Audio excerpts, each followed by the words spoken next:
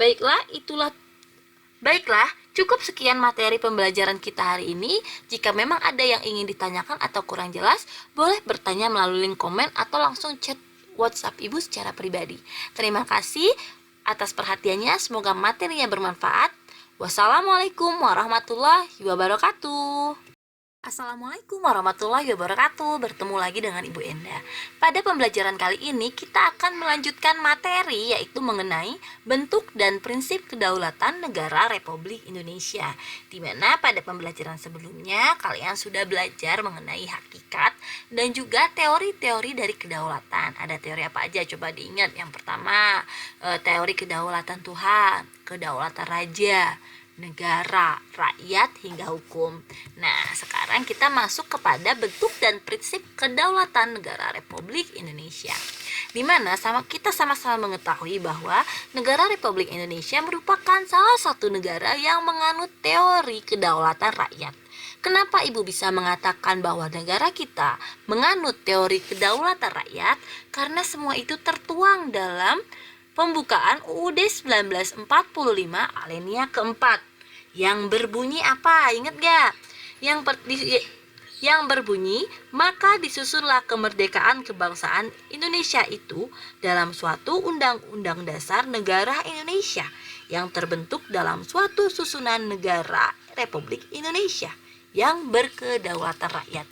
Jadi jelas ya, ditulis dalam pembukaan alinea keempat bahwa negara kita merupakan negara yang berkedaulatan rakyat. Selain itu, terdapat juga dalam pasal 1 ayat 2 UUD 1945 yang menegaskan bahwa kedaulatan berada di tangan rakyat dan dilaksanakan menurut undang-undang. Jadi, kalau kita mau memberikan informasi kepada orang lain harus ada landasannya atau dasar hukumnya agar tidak salah. Lalu di sini, tapi bukannya selain menganut teori kedaulatan rakyat, Indonesia juga menganut teori kedaulatan hukum. Betulkah seperti itu? Betul, karena ditegaskan dalam Undang-Undang Dasar 1945 pasal 1 ayat 3 dan juga pasal 27 ayat 3 yang bunyinya seperti apa coba? Kalau pada pasal 1 ayat 3 itu bunyinya adalah negara Indonesia adalah negara hukum. Nah, jelas ya. Terus kalau pada pasal 27 ayat 1 segala warga negara bersamaan kedudukan di dalam hukum dan pemerintahan wajib menjunjung hukum dan pemerintahan itu tidak ada kecualinya. Benar. Jadi negara kita itu menganut dua teori, yaitu teori kedaulatan rakyat dan juga teori kedaulatan hukum. Lalu, prinsip-prinsip apa yang dimiliki oleh negara Republik Indonesia sebagai suatu negara yang berdaulat? Prinsip-prinsip yang dimiliki adalah yang pertama, negara Indonesia adalah negara kesatuan yang berbentuk republik. Jadi bentuk negara kita adalah republik. Yang kedua, kedaulatan berada di tangan rakyat dan dilaksanakan menurut undang-undang. Jadi kekuasaan tertinggi ada di tangan rakyat ya. Walaupun pada pelaksanaan pemerintahannya, kekuasaan rakyat itu diwakili oleh beberapa wakil rakyat. Presiden itu wakil rakyat, DPR itu wakil rakyat gitu ya. Yang ketiga, negara Indonesia adalah negara hukum, sudah ditegaskan dalam pasal 1 ayat 3 tadi. Lalu, presiden tidak dapat membubarkan DPR. Kenapa presiden tidak dapat membubarkan DPR? Karena negara kita menganut kedaulatan rakyat. Nah, wakil rakyat itu diwakili oleh DPR dalam pemerintahan, sehingga pemerintah, yaitu presiden, tidak bisa membubarkan DPR. Lalu, menteri-menteri diangkat dan diberhentikan oleh presiden. Nah, ini karena presiden itu punya bawahan secara langsung, itu menteri-menteri yang biasanya tersusun dalam suatu kabinet dalam setiap masa kerjanya. Jadi karena atasannya langsung itu berupa presiden, jadi menteri-menteri itu berhak diangkat dan diberhentikan oleh presiden.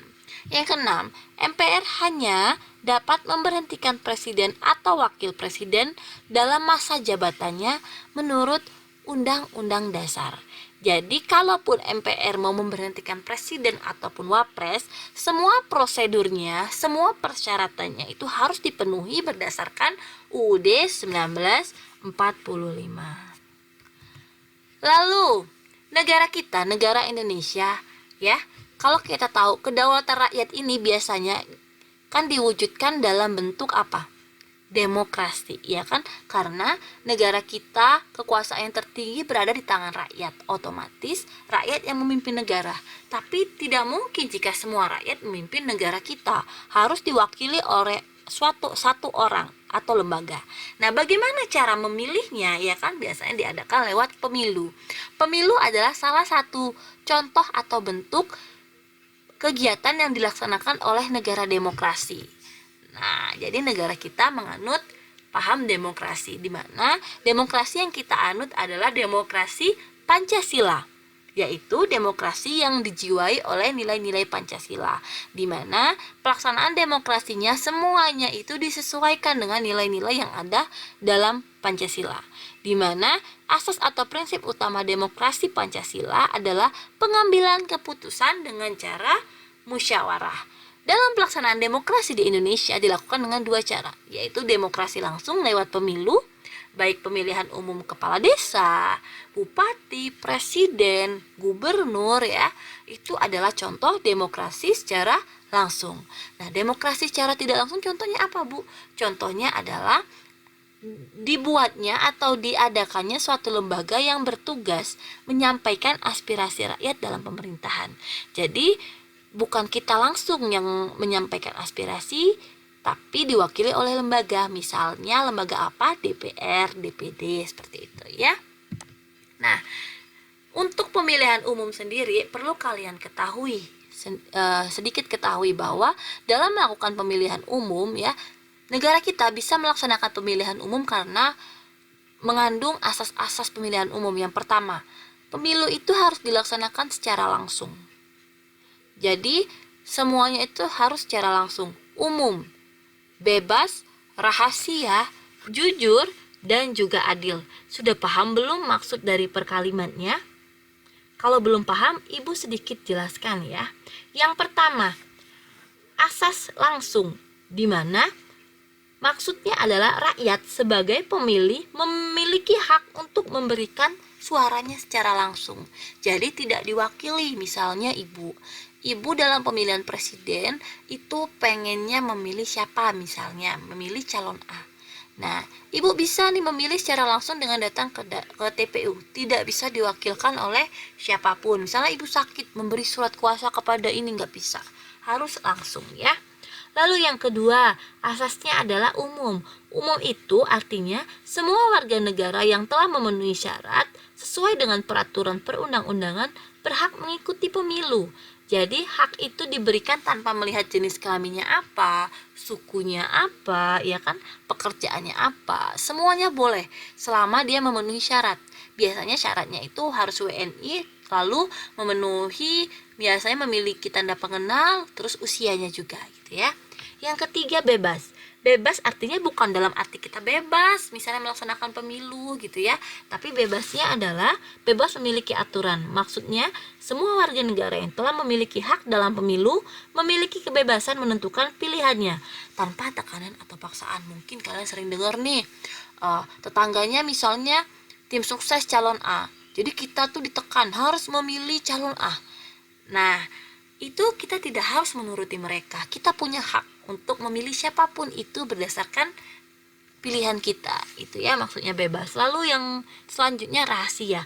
Artinya diberikan jaminan kepada pemilih bahwa dalam melaksanakan haknya, dalam memberikan suara kita, itu apapun yang kita pilih itu tidak akan diketahui oleh siapapun. Makanya jika kalian kan sudah belajar dalam pemilu di sekolah, dalam memilih ketua OSIS. Nah, saat memilih ketua OSIS di surat suara kalian itu tidak ada nama kalian kan, ya. Lalu kalian juga memilihnya dalam bilik suara. Artinya kerahasiaan kalian tuh benar-benar dijaga, gitu ya. Tidak ada namanya, saat memilih juga nggak kelihatan. Jadi mau pilih siapapun bebas karena itu sifatnya rahasia. Yang kelima, jujur. Jujur dalam artian bahwa penyelenggara pemilu baik aparat pemerintahan, peserta pemilu, Panwaslu, pemantau, ya, semuanya itu bersikap dan bertindak jujur sesuai dengan peraturan perundang-undangan. Jadi tidak diperbolehkan adanya tindak curang, ya. Jadi dalam menghitung suara pun biasanya kan kotak suaranya dibawa ke tengah-tengah, nanti ada saksi dari calon A, calon B, calon C, dihitung di depan saksi, dicatat di depan saksi. Jadi semuanya jujur, tidak ada kecurangan. Yang terakhir asasnya adalah adil. Adil di sini maksudnya adalah setiap pemilih dan peserta pemilu mendapatkan perlakuan yang sama dan bebas. Kalau kalian sering lihat di berita, ya, Bapak calon gubernur datang nih mau nyalon. Apakah ada perlakuan mau nyalon, mau milih ke TPU, ke tempat pemilihan umum? Apakah ada perlakuan khusus ke mereka? Apakah biliknya terbuat dari emas? Apakah tintanya beda? Ya kan? Apakah mereka dikasih wejangan dulu, dikasih snack, dikasih minum? Enggak. Semuanya sama. Mereka datang, tanda tangan, langsung ke bilik suara, nyoblos, celup tinta, pulang. Sama, tidak ada makan dulu dan sebagainya. Jadi adil ya. Itu maksudnya. Baiklah, sekian materi pembelajaran kita hari ini ya. Semoga bermanfaat. Ibu akhiri, wassalamualaikum warahmatullahi wabarakatuh.